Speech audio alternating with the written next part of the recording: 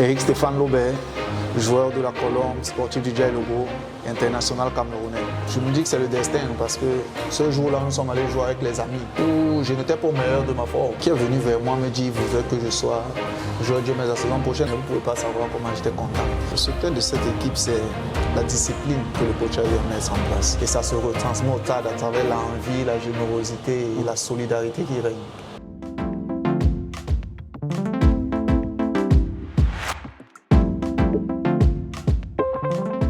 Hi guys, welcome to the Octopus on Hippo Infos. In today's edition, we are going to be having one of the key players of Colombe du Djaï Lobo.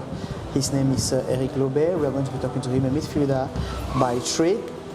He's going to focus on his career, his path, and his ambitions as a football player, and the challenges that he faces playing football.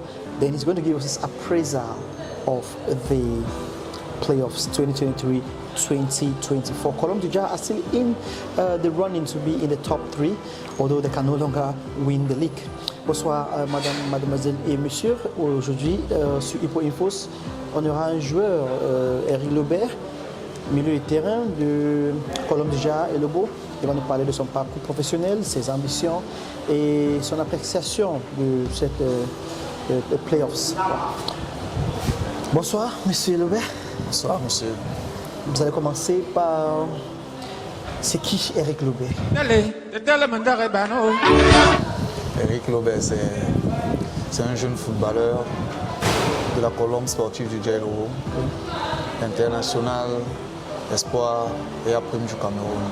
Quand on t'a appelé, comment tu as appris que tu vas devenir un joueur d'élite, de l'élite, et comment vous avez fait jusqu'à le moment que vous avez rejoint ton équipe?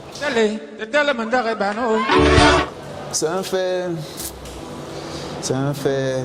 Vous savez, je me dis que c'est le destin parce que ce jour-là, nous sommes allés jouer avec les amis au stade Sikam À Raphaël. Au stade Sikam. Un match où je n'étais pas au meilleur de ma forme. Mais il y a un coach qui est coach adjoint de IMS, coach Choco, qui m'a vu, qui est venu vers moi me dit, vous voulez que je sois joueur de mais la saison prochaine. La saison était en cours, c'était à la mi-saison. Okay. Mais il m'a dit que ce ne sera pas possible maintenant, que ce sera possible en fin de saison. Du coup, j'ai laissé passer. J'étais déjà content que un coach qui a un parcours, qui côtoie des joueurs de haut niveau, s'intéresse à moi, surtout d'un mauvais jour. Donc c'était... Mais après, je suis rentré, les mois sont passés. Je pensais que c'était quelque chose qui ne va pas revenir. J'ai continué à faire, je jouais avec Futuro. Mais après, le monsieur me rappelle, pas pour venir faire les tests, j'étais amateur, non, pour que j'aille voir le président, pour discuter avec le président parce que je dois intégrer l'équipe, mais vous ne pouvez pas savoir comment j'étais content. Je suis arrivé, j'ai discuté avec le président. Ce qu'on s'est dit, rassurez-vous, il ne m'a même pas donné le 10e de la somme, mais j'étais content. Donc j'étais content parce qu'il m'a dit, voilà, je vais te donner les sous pour que tu aies acheté les godasses et que tu reprennes les entraînements. Et puis je suis arrivé cette saison avec des joueurs, Lina Medji, Joseph Momasso, pas mal de gens qui ont un statut Mangamba, qui ont un statut dans le championnat, des gens qui... Et puis j'ai fait partie de cette équipe. Chaque jour, je jouais, je les voyais. Donc je n'arrivais pas à les appeler par leur nom Mangamba. Alors oui, non. Je n'arrivais pas parce que pour moi, c'était des gens qui ont écrit leur histoire dans ce championnat. C'est des grands joueurs de ce championnat. Et aujourd'hui, je mesure ce parcours rien que à la façon, parce qu'on peut s'appeler aujourd'hui, il m'intrigue, je me dis que bah voilà, ça veut dire que je suis en train d'arriver à leur niveau. Du coup, ouais, je parle de ça, c'est toujours avec beaucoup d'émotions. Et par là, je veux aussi dire merci au président Kouemo pour la chance, parce que vous savez, IMS c'est une équipe qui généralement n'a que des grands joueurs. Et ils ont fait confiance à un jeune comme moi, donc merci pour ça. Ok. Vous êtes actuellement avec Colombe du Djaï. Vous disputez les playoffs. Maintenant, vous ne pouvez plus finir premier. Il reste une seule journée de la fin de ces playoffs. Mais vous pouvez toujours être parmi les 3 premiers. Et il y a les récompenses financières pour les 4 premiers, en fait. Avant les playoffs, quelles étaient vos aspirations?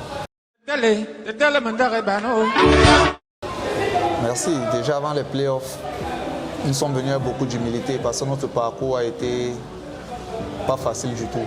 On s'est qualifié à la dernière journée sur un nul en attendant les résultats de différentes équipes. Et c'est la première fois que la Colombe joue les playoffs. Donc pour nous, c'était déjà quelque chose de grand. Nous sommes venus avec plein d'humilité pour prendre du plaisir, surtout. C'est le message du coach. Pour prendre du plaisir. Et comme on s'est dit en arrivant, on va faire notre parcours. Et c'est à la fin qu'on va faire le bilan. On va parler beaucoup plus de playoffs après, mais je veux me focaliser sur la personne Eric Lobet.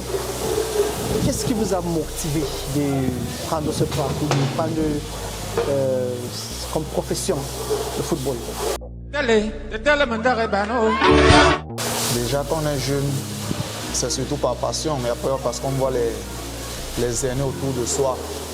On les adule, on les regarde. Moi, par exemple, j'ai eu la chance d'avoir mon oncle, le petit frère maman qui était un bon footballeur, qui a joué dans certaines équipes au Cameroun.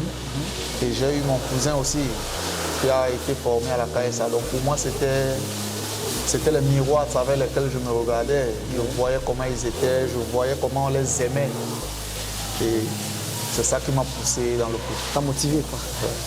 Donc ça veut dire que tu avais commencé à jouer le football un peu tôt dans ta vie, bien? Oui, parce que le football, comme vous savez, au Cameroun, on joue ça partout.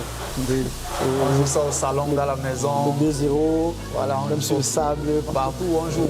Et après, forcément, même quand on est petit, on a certaines facilités à faire certaines choses.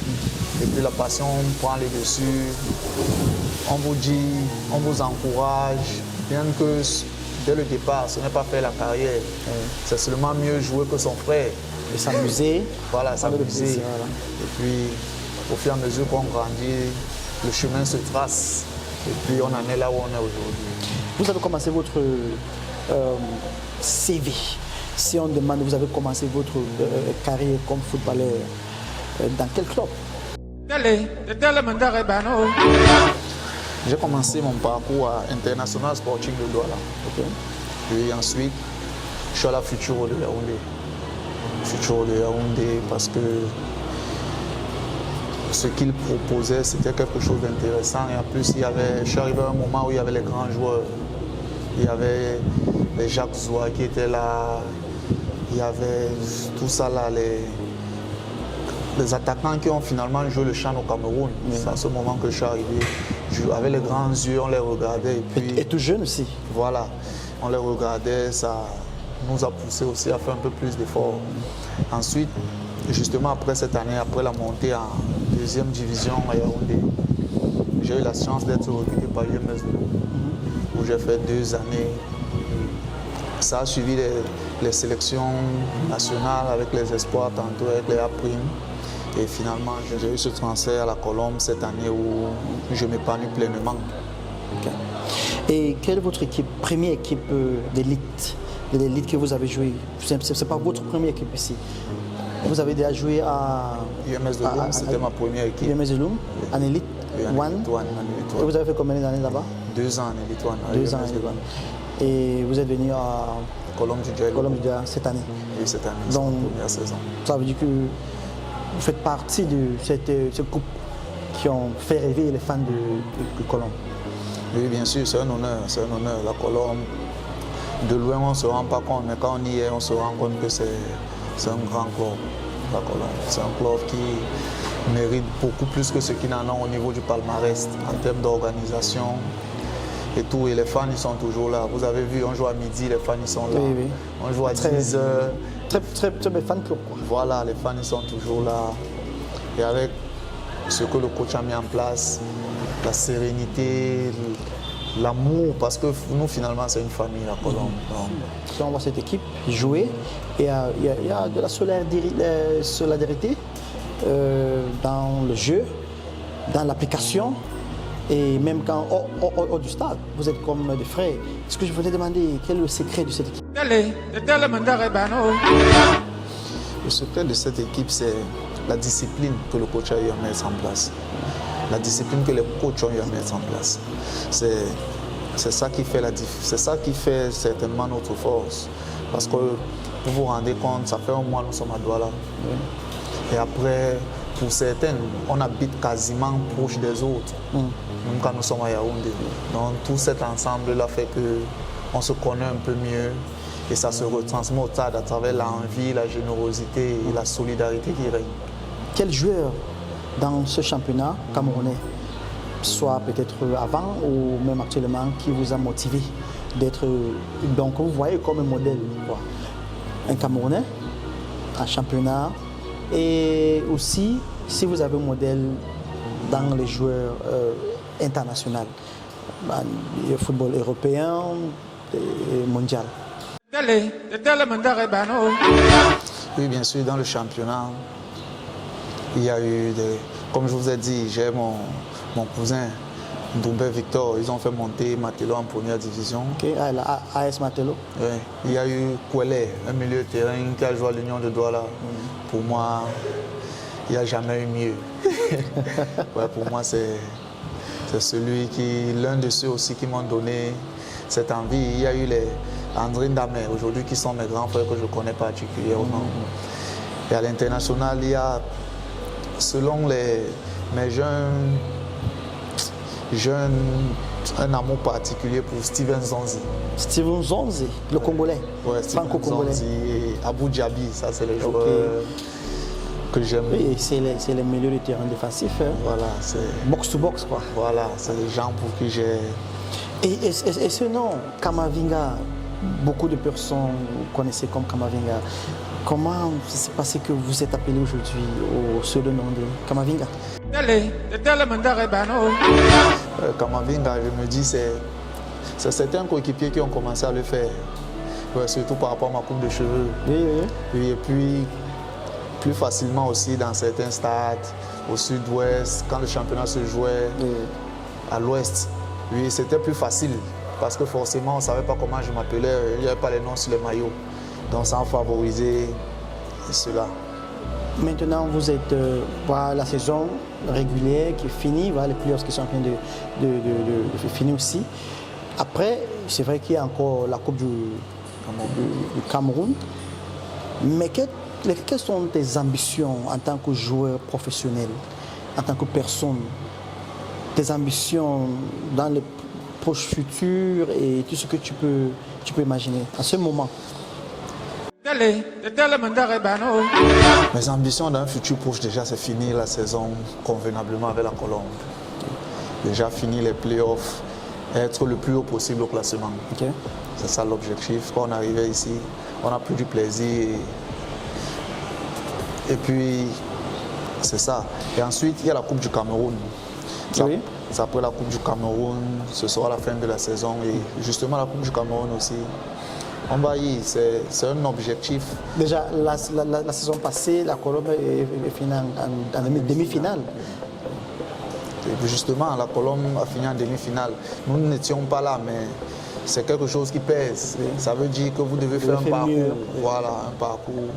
On va essayer de faire cela. On va essayer, dans la mesure du possible, de donner chacun le meilleur de soi. Dans mes ambitions, vous savez, ça dépend de beaucoup de choses. Mais ce que je peux dire, c'est que je suis encore sous contrat avec la Colombe et au terme du contrat, on va s'asseoir, on va discuter et puis on va voir ce qu'il y a de mieux à faire. Ok, très bien. Je voudrais te demander, quelle est votre appréciation du niveau de jeu de ce playoffs? Donc, en termes de l'application et de la compétitivité des équipes. En termes de niveau, ça on peut vous rassurer que c'est des matchs de haut niveau pour nous. C'est des matchs avec une réelle intensité, avec une réelle qualité de jeu. Sans toutefois accuser les conditions météorologiques, la chaleur et tout ça, mais à chaque fois on ne tient pas compte de ça. Nous, chaque fois, on veut 3 points, l'équipe a 2 ou 3 points. Ça veut dire ça va dans tous les sens, c'est engagé. Il y a une réelle qualité, au niveau des joueurs. Oui, mais pendant ce playoff, on a vu une très belle équipe de Colombe, mais l'équipe n'arrivait pas à finir les occasions, à prendre bon. Il y a des matchs qui sont finis maintenant que vous pouvez gagner.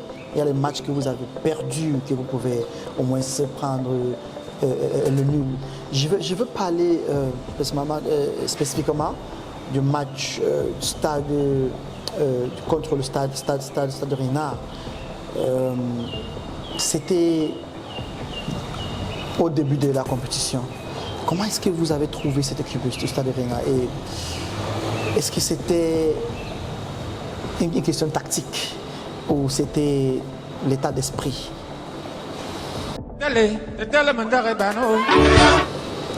Cette équipe de Renard, on y allait déjà en les respectant parce qu'ils venaient de faire un gros résultat contre le Coton Sport. Et c'est une équipe qui a la qualité de jeu en termes de conditions physiques qui sont assez, ils sont au top. Du coup, on y allait, certainement on a eu des occasions qu'on n'a pas pu concrétiser, mais c'est aussi la réalité du foot, c'est aussi la réalité des attaquants. Un jour ça rentre, un autre jour ça ne rentre pas, mais c'est ces attaquants qui nous amènent au play-off. On va passer aux questions un peu personnelles. Je vais commencer avec ton meilleur coéquipier.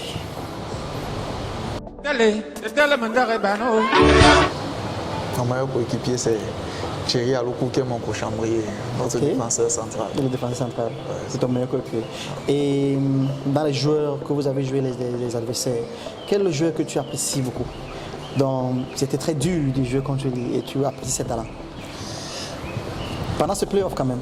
Oui, pendant ce play-off, il y a le défenseur central, autant leur capitaine. Et Toga? Toga, c'est un mec un joueur qui dégage la sérénité. Oui.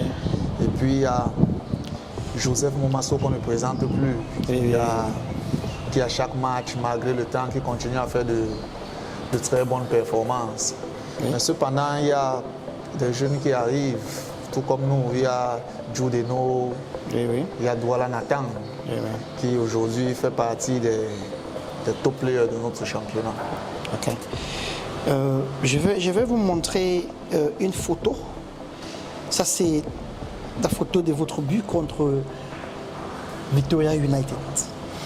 Je veux que vous allez recréer le scénario, n'est-ce pas, pour expliquer comment vous êtes arrivé à ce niveau du stade jusqu'à... Parce que ce n'est pas votre point fort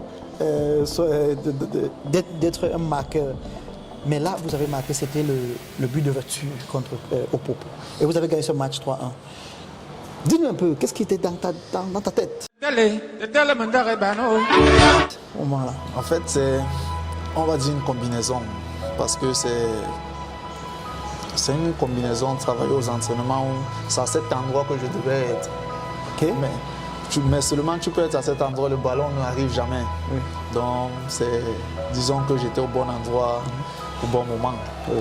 Et puis ça fait plaisir. Comme vous avez dit, c'est pas l'un de mes points forts, marquer des buts. Donc, pour voir l'image fait toujours plaisir. Ok. Et vous vous rappelez de la personne qui vous a fait cette passe? Oui, c'est un corner de Yvan Vondor, qui est dévié au premier poteau par notre attaquant Florent Bateau. Oui, parce que lui, c'est justement à ce niveau, premier poteau, qui doit être. Et puis que moi, je le remplace à l'axe. Et c'est exactement ce qui s'est passé. Okay. Eric Globet, tu vas nous parler de tes racines, ton quartier, ton village d'où tu sors. Et bon, sûrement, il y a les gens qui ont joué un rôle dans ta vie, en tant que personne, en tant que joueur. Tu veux nous parler un peu de ça? Oui, déjà, moi je suis du littoral, où il y a de l'eau, où il y a des pêcheurs, où il y a des poissons. Et après, je suis particulièrement de Bomono-Bambengue. Bomono-Bambengue, qui est mon village, où tout le monde m'appelle Eric quand j'y vais. Après, ce qui m'a aidé, je ne vais pas omettre de citer ma maman, parce que ma maman, c'est... Tous ceux qui me connaissent ma maman, même s'ils ne l'ont jamais vue. Parce que ma maman, elle représente beaucoup pour moi. Si jamais on voit l'émission... Très bien, bisous à maman. Bisous à maman. Donc à travers, il y a plein de gens qui m'ont apporté leur soutien. Il y a mon grand frère Bédé Fritz, beaucoup d'amour. Il y a notre grand frère Tana Tabo. Ok. Et c'est un monsieur qui sait tout ce que je pense de lui. Ok. Il y a tout un ensemble. Il y a mon chef du village aussi qui est mon oncle, le petit frère à ma maman. Oh, ok. Ouais, parce que je suis un chef. Donc, Voilà. Oui, il y a Ndoumbe Mondo Victor, il y a mes frères qui chaque fois ils sont au stade, sous la pluie comme sous le soleil. C'est tous ceux-là qui ont contribué à faire de moi la personne que je suis et qui m'essayent de me garder, les pieds sur terre pour que voilà, je continue à faire le bout du chemin que je vais faire. Ok. Je leur dis merci pour tout ça. Ok, c'est ça pour cette émission. Focus on the octopus on Hippo Infos. We are going to be having much more discussions about Kamavinga. Keep visiting our page, Hippo Infos on Facebook, and also our website, hippoinfos.com, for all information on Cameroon football and beyond. Ciao.